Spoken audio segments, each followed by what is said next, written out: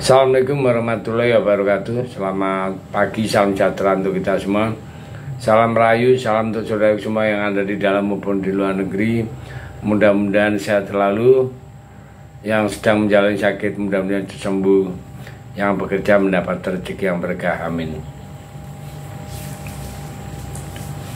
Ada beberapa teman bertanya tentang kenapa Malaysia disebut negara waham. Ya, jadi bahasa itu sebetulnya sih bahasa yang normatif lah, tapi memang jarang dipakai ya. Jadi waham itu kata lain dari delusi, itu di dalam percakapan kita sehari-hari. Di dalam percakapan kausal sering kita buat dengan istilah salah kaprah ya. Halusinasi atau halu, padahal itu adalah dua gejala penyakit atau kejiwaan yang berbeda. Nah, jadi untuk membahas waham ya, tentang waham, kenapa negeri jiran kita itu kita sebut waham. Nah, di sini akan menggunakan artikel dari Silwam Hospital ya. Silwam Hospital dari jenis waham itu ya, itu delusi ya. Jadi kenapa Malaysia disebut bangsa waham? Oke. Waham itu masuk dalam gangguan psikostik. Nah, artikel ini judulnya delusi atau waham, penyebab, gejala, dan cara mengatasinya. Di sini jelaskan bahwa waham adalah, delusi adalah kondisi ketika seseorang tidak dapat membedakan antara kenyataan dan khayalan. Ya, di situ ya delusi ya. Kenapa dengan kita itu disebut sebagai waham? Mereka merasa sebagai bangsa yang sangat besar, sangat berpengaruh di dunia. Kenyataannya mereka itu kecil. Mereka itu ya kita tahu lah Malaysia itu ya. Ya waham itu waham, jadi seperti kayak Aung Sarian itu mengatakan Malaysia dengan bahasa ini, Melayu. Nah, seperti itu. Padahal ya, kalau di Indonesia kan Melayu itu kan bahasa daerah lah ya, itu ya. Nah, itu tuh salah satu contoh ya. Nah, ada lagi contoh itu yang saat Piala Dunia ini ya.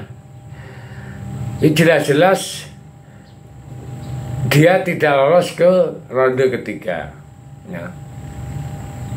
Tapi dia mengatakan bahwa Malaysia itu yang terbaik di ronde kedua. Nah, seperti itu. Itu kan kenyataannya dia nggak lolos, tapi dia mengatakan bahwa dia yang terbaik dari tim Indonesia. Ini kan nama waham. Kenyataan jelas itu namanya waham ya. Jadi kita asumsi itu semacam penyakit ya. Nah, di Malaysia itu banyaklah model-model begitu ya. Jadi yang kita tahu semua bahwa kalau lolos di ronde ikut putaran ketiga itu kan ada bonusnya. Bonusnya apa? Itu sudah masuk Piala Asia. Nah, sementara Malaysia dia masih untuk ikut Piala Asia itu masih bersaing yang luar biasa. Karena nanti ada aturan main untuk menjadikan Piala Asia.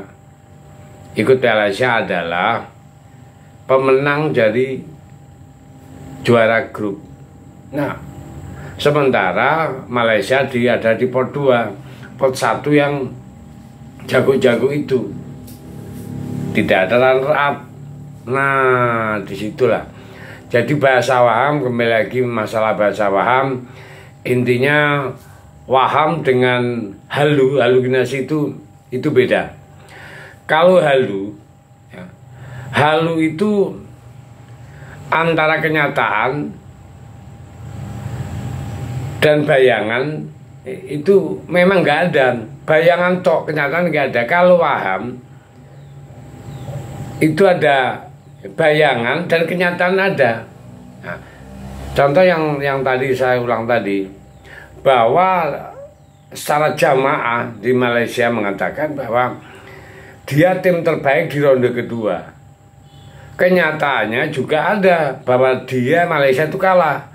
Yang lolos ke ronde ketiga adalah Indonesia, tapi dia mengatakan bahwa yang terbaik. Nah ini Bang, kalau halu itu atau halusinasi itu dia berpikir bahwa mimpinya besar, ini kenyataannya nggak ada gitu loh.